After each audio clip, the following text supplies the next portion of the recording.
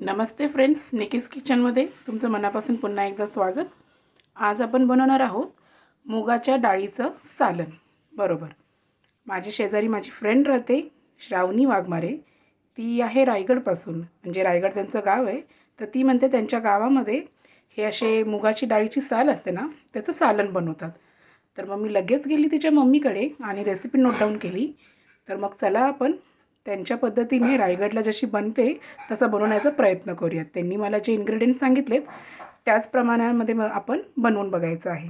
तर मी 1 वाटी मुगाची डाळ घेतलेली, सालीसकट घ्यायची आहे. तिला स्वच्छ 3-4 पाण्यात धुवून घ्यायची आहे.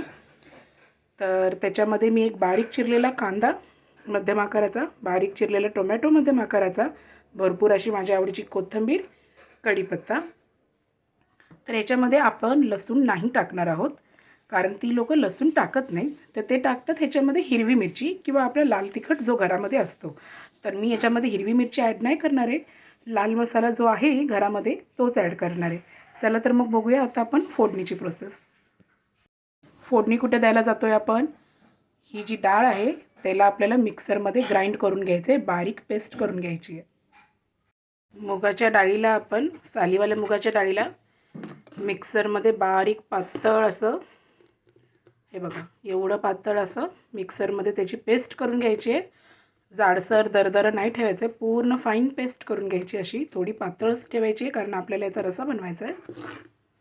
ठीक आहे, अशी पेस्ट ही बनवली पाणी थोडंसं जास्त घालून की आपल्याला फोडणीचं तर आपलं कांदा, टोमॅटो, कोथिंबीर आणि कढीपत्ता.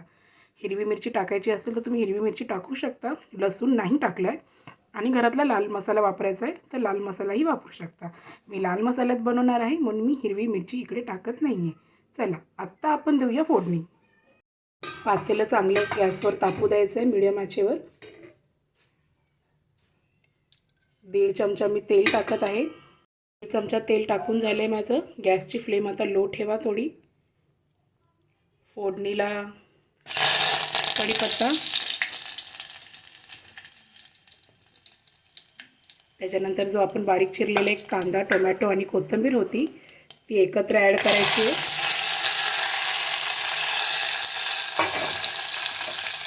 लसूण नाही टाकायचं आहे कारण ते म्हटले की आम्ही लसूण नाही टाकत, मग आपण पण नाही टाकायचं. पण जर तुम्हाला आवडत असेल तर तुम्ही लसूण ॲड करू शकता. हिरव्या मिरचीचं बनवायचं असेल तर ह्याच्यामध्ये थोडीशी हळद ॲड करा. आमच्या लाल तिखट मसाल्यामध्ये हळद ऑलरेडी असते म्हणून मी वरतून हळद टाकत नाही, कारण मी मिरचीचं नाही फोडणी देते, लाल मसाल्याची देते. आमचा कोल्हापुरी घाटी मसाला आहे. तुमच्याकडे जो लाल मसाला असतो त्याच्यात बनवायचं असेल तर त्यात बनवू शकता. अदरवाईज मिरचीची बनवायची आहे तर मिरचीचीही बनवू शकता. गॅसची फ्लेम लो टू मीडियम ठेवूया आणि कांदा बदामी होईपर्यंत चांगला परतून घेऊया. कांदा बऱ्यापैकी आपला भाजून झाला आहे, थोडासा तांबूस होत आला आहे. गॅसची फ्लेम आपली मीडियमच ठेवायची आहे. आणि आता मी इथे 2 चमचे लाल मसाला घालत आहे. तुमच्या घरी जो अवेलेबल लाल मसाला असेल तो टाका.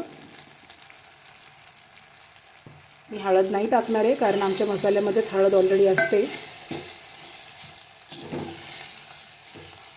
चांगलं मसाला परतून घ्या.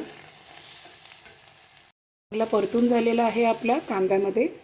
गॅसची फ्लेम लो करा आणि जी आपण अख्खामध्ये मुगाच्या सालीची पण पेस्ट केलेली पातळ अशी पेस्ट मिक्सरमध्ये ती ॲड करा. मसाला पूर्ण मिक्स करा आणि गॅसची फ्लेम लोच ठेवा. मिक्सरमध्ये जे पाणी उरलेलं, मिक्सर स्वच्छ करून घ्या. जर मसाला उरला असेल पाणी ॲड करून, आणि ते पाणी ॲड करा.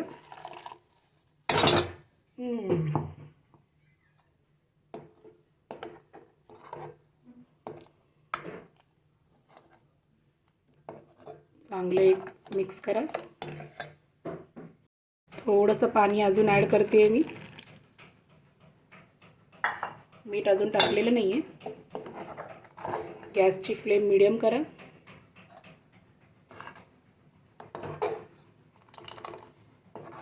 अशी पातळ आमटी टाईप करायचं आहे त्याला. आणि आता आपण मीठ घालणार आहोत. आपण मीठ टाकायचं आहे चवीनुसार. फोडणीचा सुवास तरी मस्त सुटलेला आहे. टेस्ट करून बघूया आपण. आता एक उकळी येऊ देऊया. मीठ टाकायचं चवीनुसार.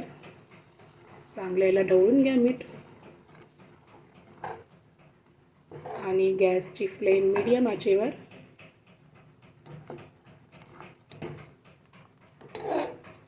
पाण्याची कन्सिस्टन्सी तुम्ही बघा. रस्सा तुम्हाला पातळ हवा आहे, घट्ट हवा आहे, कसा त्या हिशोबाने. एक उकळ फुटू देते मी आता ह्याला. गॅसची फ्लेम मीडियम टू लो. चांगलं उकळ काढूया त्याला. तुम्ही पाहू शकता जसं ह्याला उकळी येत चालली आहे तसं हे घटसर होत चाललं आहे. जसं आपण बेसनचं पिठलं बनवतो ना त्याप्रमाणेच असं घटसर होत चाललं आहे. तुम्हाला पातळ भरपूर हवा असेल तर तुम्ही त्या हिशोबाने पाणी ॲड करा. मी पुन्हा अजून अर्धा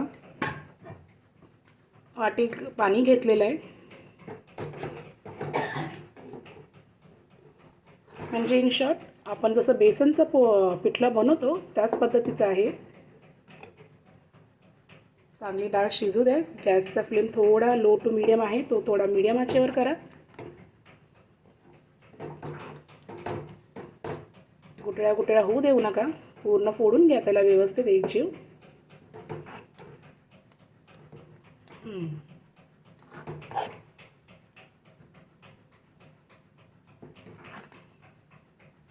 मीडियम आचेवर आहे माझा गॅस.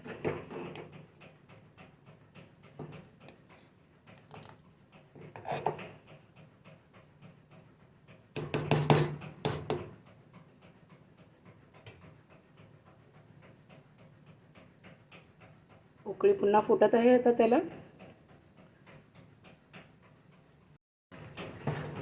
मीडियम आचेवर ठेवून बऱ्यापैकी आपलं सालन हे रेडी आहे. असं घटसर त्याला टेक्स्चर येतं. मीठ चटणी तुमच्या सोयीनुसारच टाका, कमी जास्त. चांगली उकळ त्याला झालेली आहे. असं घटसर झालेलं आहे. जसं आपण बेसनचं पिठलं करतो ते टेक्स्चर आलं की आपला हा सालन बनवून रेडी आहे. तर या पद्धतीने आपलं मूग डाळीच्या सालीचं सालन बनवून रेडी आहे.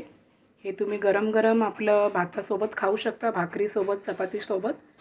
म्हणजे इन शॉर्ट आपण जसं बेसनचं पिठलं बनवतो ना फ्रेंड्स, समहाव तसंच आहे. पण फक्त हे मूग डाळीपासून बनलेलं आहे सालीवाली. तर ते लोक त्यांच्या इकडे त्याला मूग डाळीचं सालन असं म्हणतात. तर मग माझ्या मैत्रिणीची श्रावणी वाघमारे यांची रेसिपी त्यांच्या पद्धतीची त्यांच्या रायगडमध्ये बनते अशी, तर ती आपण बनवण्याचा प्रयत्न केलेला आहे. तर तुम्ही नक्की ट्राय करा. कशी वाटते मला सांगा. आणि चॅनलला लाईक सबस्क्राईब नक्की करा. थँक्यू.